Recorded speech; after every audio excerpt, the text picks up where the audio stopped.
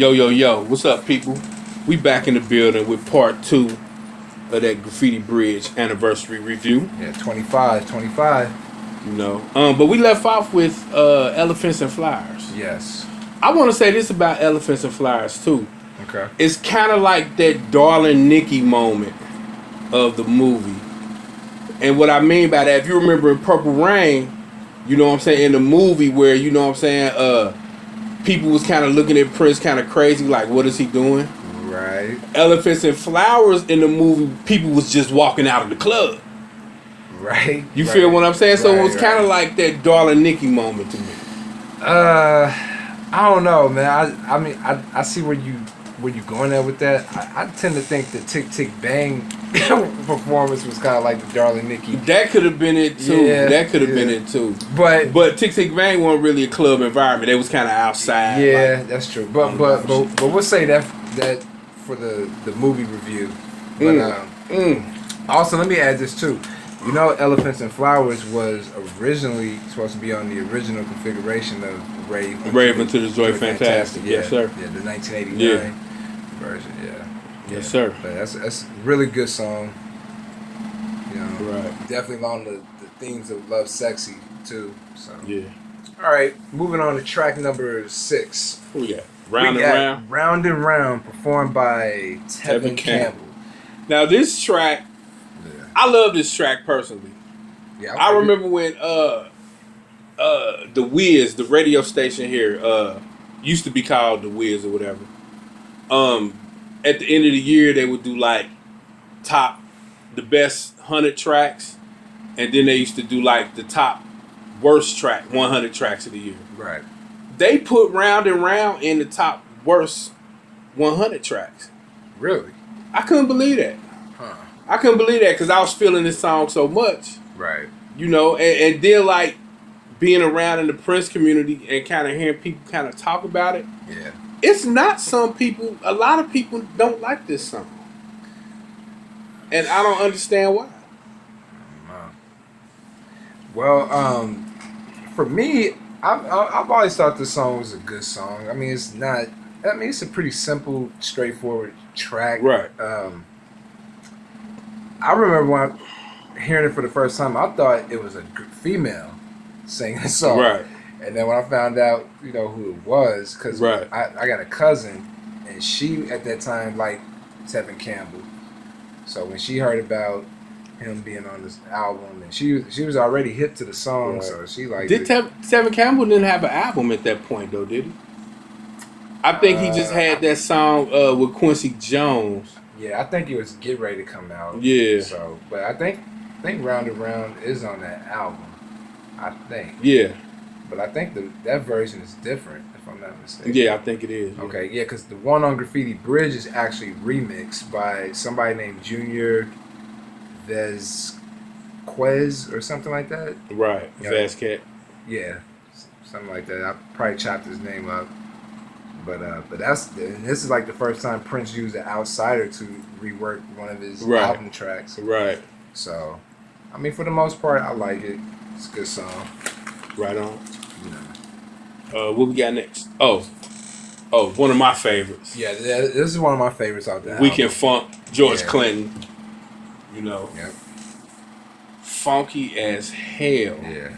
You know, when you like really think about like George Clinton does a certain type of funk. Right. It ain't that Prince funk. Okay? Right. But when you incorporate like George Clinton on a Prince funk type of track, right? I don't know if it's better. I don't know if it's worse. All I know is that I thought Weekend Funk was a great track. You know what I mean? Weekend Funk. We get to that when we get to the movie, but I love Weekend Funk as a track. Yeah, I mean, this is another track that dates back to like the 80s, the 80s. 85. Well, I think it was originally it was called Weekend. Right. Fuck.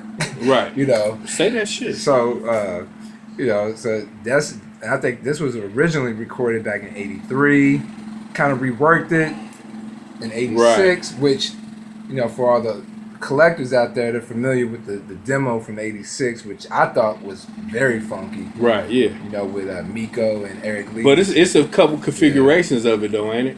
Yeah. Yeah. But that was, I mean, the ones. I think those are the ones he later reworked. Right. You know. So, I mean, the song's about some instant sexual attraction between, you know, two people. Oh yeah. And things like that. You know, and I, from what I've read, according to the Days of Wild book by Pert Nelson, Wendy and Susanna Melvoin and Lisa and Jonathan Coleman, they were actually involved with this song, but they're uncredited on the album. Really? Yeah. You know? I can tell you what, this is what I mean about like Prince songwriting then versus now. Like I thought this song contained some great songwriting. I love the line when he says, I can tell you things to get you excited, things you never heard. Have you ever heard of the Kama Sutra? I can rewrite it. Yes. That's my with favorite half part. as many words. That's my favorite part. You know, of the whole song. That song has great songwriting. So. Yeah, it does. Also, I gotta give shout out to Eric Leeds and Matt Blisson or Atlanta Bliss. Atlanta Bliss. They're also on the track too. Right. So yeah, this is one of my favorites of the album. All right. Next, moving on.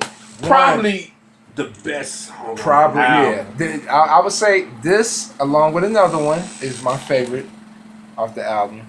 And you know what? Generally, with Prince albums, I don't necessarily say his slower stuff is like his best shit.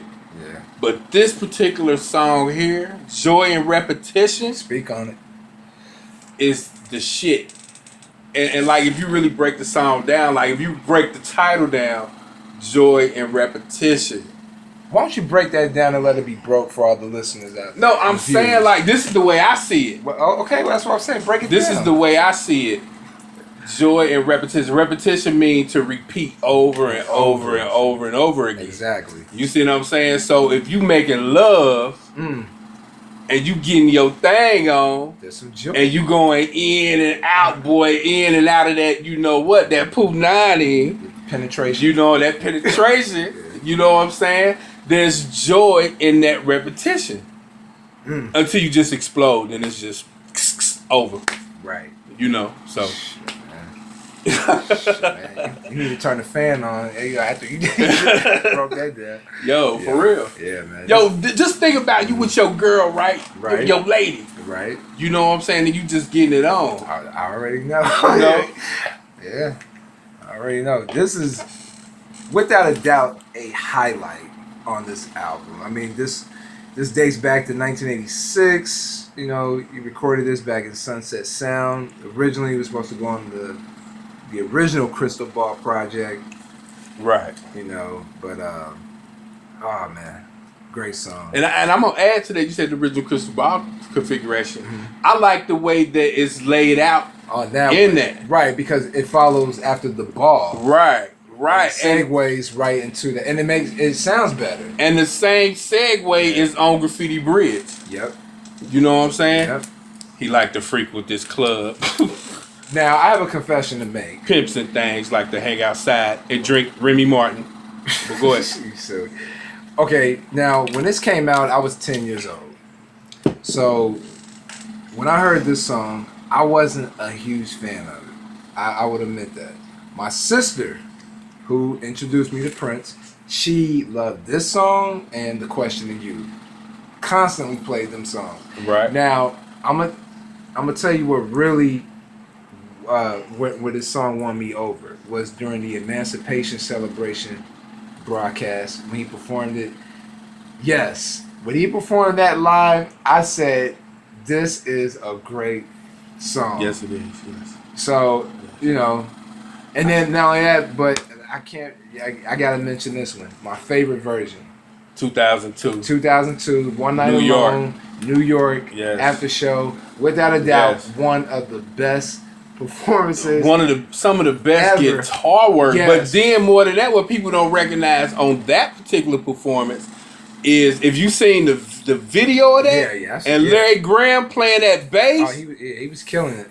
Oh my God, boy. Yeah, that was hot. That was hot. So Joy and repetition. Yeah, so those two are my favorite, even though I like the One Night Alone, you know. tour or the after show from New York better. Yes, sir. Yeah, definitely a gem. One of his most brilliant songs.